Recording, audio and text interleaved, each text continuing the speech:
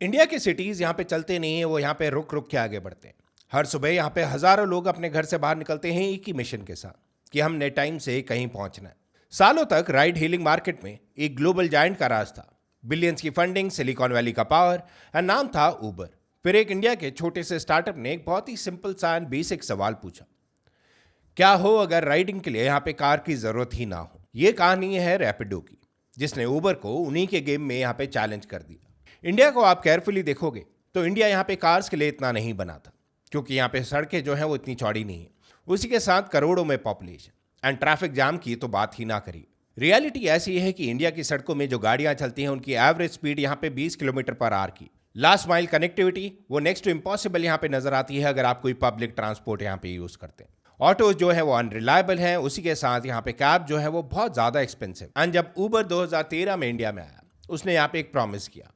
उसने बोला टेक्नोलॉजी को हम यूज़ करेंगे एज कन्वीनियंस। और शुरू में उबर के लिए यहाँ पे सब कुछ परफेक्ट चल रहा था, लेकिन धीरे धीरे यहाँ पे प्रॉब्लम्स आनी जो है वो स्टार्ट हुई।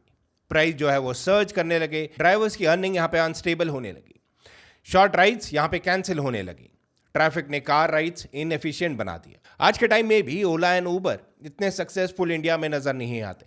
जो ड्राइवर्स हैं काफ़ी बार वो बोल देते हैं कि हमने इस जगह नहीं जाना, एंड वो राइड जो है वो कैंसिल हो जाती है।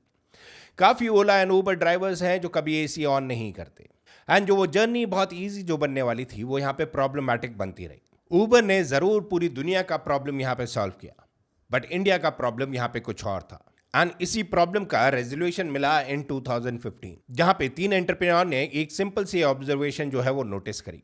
एंड वो ऑब्जर्वेशन थी कि बाइक्स जो है वो कार से ज्यादा तेज है, एटलीस्ट वो पतली गलियों में जहां पे मैक्सिमम पॉपुलेशन जो है वो इंडिया की रहती। एंड यहीं पे व्हीकल्स की भी बात करें तो यहाँ पे 2 व्हीलर्स जो है वो ज्यादा थे as compare to the 4 wheelers. यहाँ पे फ्यूल एफिशिएंट वो डेफिनेटली यहाँ पे 2 व्हीलर्स ज्यादा थे दैन 4 व्हीलर्स।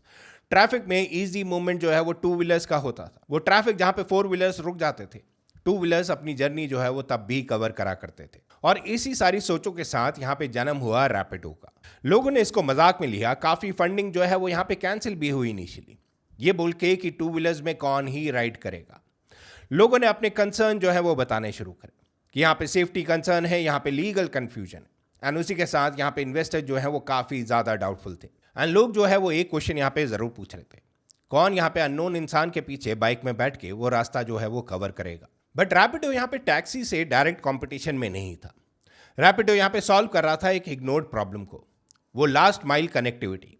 वो लोग जो यहाँ पे पब्लिक ट्रांसपोर्ट लेते हैं, आज के टाइम में बहुत सारे लोग जो है वो मेट्रो में यहाँ पे ट्रैवल करते हैं, वो अपनी कॉस्ट बचाते हैं। एंड उन लोगों के लिए यहाँ पे कैब लेना for that last mile connectivity वो यहाँ पे बहुत ज़्यादा प्रॉब्लमेटिक है एंड बहुत ज़्यादा महंगा भी पड़ता है। सो लास्ट माइल के लिए यहाँ पे रैपिडो जो है वो परफेक्ट एक एंट्री थी। एंड यही चीज़ का फायदा यहाँ पे इन 3 एंटरप्रेन्योर ने उठाया। वो 3 से 5 किलोमीटर की राइड पे उन्होंने फोकस करा, जहाँ पे उबर के लिए वो लास्ट माइल कनेक्टिविटी, यहाँ अगर हम लोग बात करें वो लास्ट 3 से 5 किलोमीटर की जो जर्नी, उसमें प्रॉफिट काफ़ी कम होता था। एंड उसी के साथ यहाँ पे कैंसिलेशन जो है वो बहुत ज़्यादा हुआ करती थी।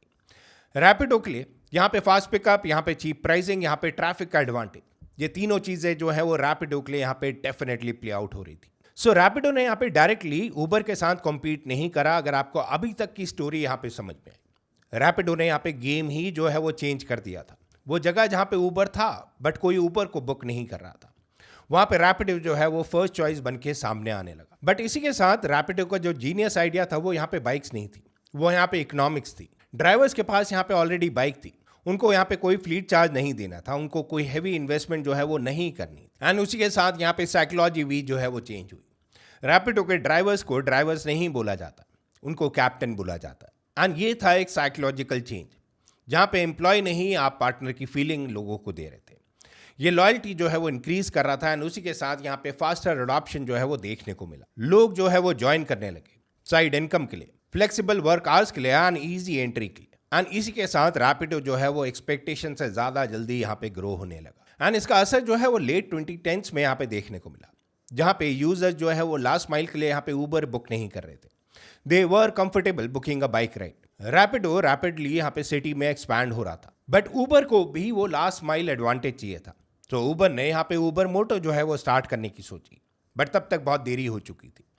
रैपिडो जो है वो ऑलरेडी इंडियन मार्केट को डीपली समझ चुका था, क्योंकि रैपिडो इंडिया के लिए बिल्ड हुआ था।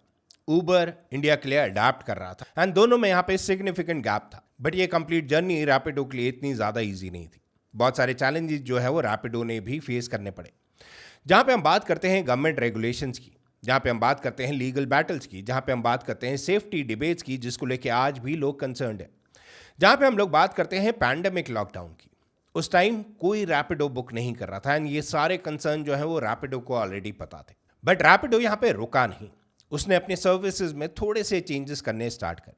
उसने यहाँ पे डिलीवरी सर्विसेज जो है वो स्टार्ट करी, उसने लॉजिस्टिक सर्विस जो है वो भी स्टार्ट कर दी एंड वो इसेंशियल ट्रांसपोर्ट जो है वो रैपिडो बना। सो रैपिडो ने यहाँ पे क्राइसिस जो पूरी दुनिया ने फेस करी उसको एक अपॉर्चुनिटी बनाया अपने लिए। एंड फिर क्या था, फिर फंडिंग आई और यहाँ पे एक्सपेंशन जो है वो रीस्टार्ट हुआ। रैपिडो बाइक्स हर सिटी में बनने लग गई। सो यहाँ पे रैपिडो ने ऊबर को पैसों में नहीं बट यहाँ पे अंडरस्टैंडिंग में ऊबर को बहुत डेफिनेटली यहाँ पे डेंट पहुंचाया एंड उसको बीट भी करा। एंड 4 विनिंग प्रिंसिपल जो है वो यहाँ पे रैपिडो ने प्रोवाइड करे। सबसे पहला था लोकल प्रॉब्लम्स को डीपली समझो। सेकेंडली रैपिडो यहाँ पे जानता था स्पीड यहाँ पे लग्जरी से ज़्यादा इंपॉर्टेंट है, स्पेशली वो इंडियंस के लिए जो हमेशा लास्ट मिनट में घर से निकलते हैं। थर्ड प्रिंसिपल जिसमें रैपिडो ने यहाँ पे काम करा वो था अफोर्डेबिलिटी। एंड अफोर्डेबिलिटी अगर आप लोग यहाँ पे सर्विस के साथ प्रोवाइड कर सकते हैं, well you are the king of the market and Rapido ने एग्जैक्टली वही करा। And fourth principal asset light scaling यहाँ पे फास्टेस्ट होती है। ऊबर ने ट्रांसपोर्टेशन मैक्सिमाइज किया, रैपिडो ने इंडिया रियलिटी ऑप्टिमाइज की। ये डिफरेंस था रैपिडो एंड ऊबर में। एंड इसी के साथ रैपिडो ने यहाँ पे काफ़ी चेंजेस जो है वो इंडियन माइंडसेट में भी लेकर आया। यहाँ पे गिग इकोनॉमी पार्टिसिपेशन जो है वो देखने को मिली, डेली कम्यूटिंग हैबिट जो है वो रैपिडो यहाँ पे बना। बट यहाँ पे एक बड़ा इंपैक्ट जो है वो रैपिडो ने यहाँ पे क्रिएट करा। वेल रैपिडो ने यहाँ पे चेंज करी काफ़ी ज़्यादा चीज़ें। गिग इकोनॉमी यहाँ पे पार्टिसिपेट जो है वो रैपिडो ने करा। उसी के साथ यहाँ पे डेली कम्यूटिंग हैबिट जो है वो लोगों की चेंज होने लगी। पब्लिक ट्रांसपोर्ट जितने भी लोग यूज़ करते थे for that last mile ride वो यहाँ पे रैपिडो को बुक कराते थे। यहाँ पे मैक्रो मोबिलिटी एक्सेप्टेंस जो है वो देखने को मिला। अब बाइक टैक्सीज नॉर्मल हो चुकी है और उसी के साथ फास्टर कम्यूट एक्सपेक्टेशन बन गया है। यहाँ पे मार्केट कंपटीशन रीडिफाइन हो गया एंड कभी कभी डिसरप्शन यहाँ पे बड़ा नहीं होता, बस स्मार्टर होता है। एंड जो सबसे बड़ी प्रॉब्लम यहाँ पे रैपिडो ने फेस करी वो करी from many of the cities across India. Taxi और ऑटो यूनियंस यहाँ पे प्रोटेस्ट करने लगे क्योंकि उन्हें लग रहा था बिजनेस खत्म हो जाएगा। अगर रैपिडो जिस स्पीड में यहाँ पे ग्रो हो रहा था डेफिनेटली वो ऊबर ओला ड्राइवर्स के लिए वो एक हैजर्ड जरूर बन चुका था। कोर्ट्स में लंबी लड़ाई चली लेकिन रैपिडो ने स्टेप वापस नहीं लिया एंड रैपिडो ने यहाँ पे प्रूव किया कि ये सर्विस लोगों के लिए कितनी ज़रूरी है। बट रैपिडो यहाँ पे रुका नहीं, रैपिडो हमेशा यहाँ पे इवॉल्व होता रहा। बाइक से उसने स्टार्ट करा था बट अब रैपिडो कैब भी यहाँ पे आ चुकी है। अब ये कंपटीशन जो है वो डायरेक्ट हो चुका है with Ola and Uber and यहाँ पे अब कड़ी टक्कर देखने को डेफिनेटली मिल सकती है। कौन यहाँ पे सबसे ज़्यादा मार्केट शेयर लेगा। एंड इसी के साथ रैपिडो यहाँ पे इंडिया का वन ऑफ द यूनिकॉर्न है, मतलब जिसकी यहाँ पे कंपनी की वैल्यू $1 बिलियन से भी ज़्यादा है आज के टाइम में। तो दोस्तों रैपिडो का सक्सेस यहाँ पे बहुत ही सिंपल था। उन्होंने इंडिया की सबसे बड़ी प्रॉब्लम जो ट्रैफिक है उसका एक बहुत ही सिंपल सा एंड बहुत ही सस्ता सा यहाँ पे सॉल्यूशन लोगों को प्रोवाइड करा। एंड उसी के साथ यहाँ पे रैपिडो का अब IPO भी मार्केट में लॉन्च होने वाला है, जहाँ पे अभी तक ये बिजनेस जो है वो प्रॉफिटेबल साबित हुआ एंड 100% यहाँ पे ग्रोथ देखने को मिली ईयर ऑन ईयर। तो आप लोगों को क्या लगता है, कैसी थी ये सक्सेस स्टोरी, कैसी थी ये एक story about a unicorn in India जिसने यहाँ पे काफ़ी इंडियंस की एक छोटी सी प्रॉब्लम को सॉल्व करा एंड उसी के साथ काफ़ी अच्छे प्रॉफिट्स भी यहाँ पे बनाए। जैसा भी आपको लगता है, जो भी आपके थॉट्स हैं नीचे कमेंट सेक्शन में कमेंट करके जरूर बताइएगा। विद दैट सेड गाइस आज का वीडियो करते हैं यहीं पे एंड। आई होप आपको वीडियो अच्छा लगा हो। वीडियो अच्छा लगा हो तो वीडियो को लाइक कर देना, शेयर कर लेना, सब्सक्राइब कर लेना। Thank you so much for watching our channel. See you next time. Okay bye bye.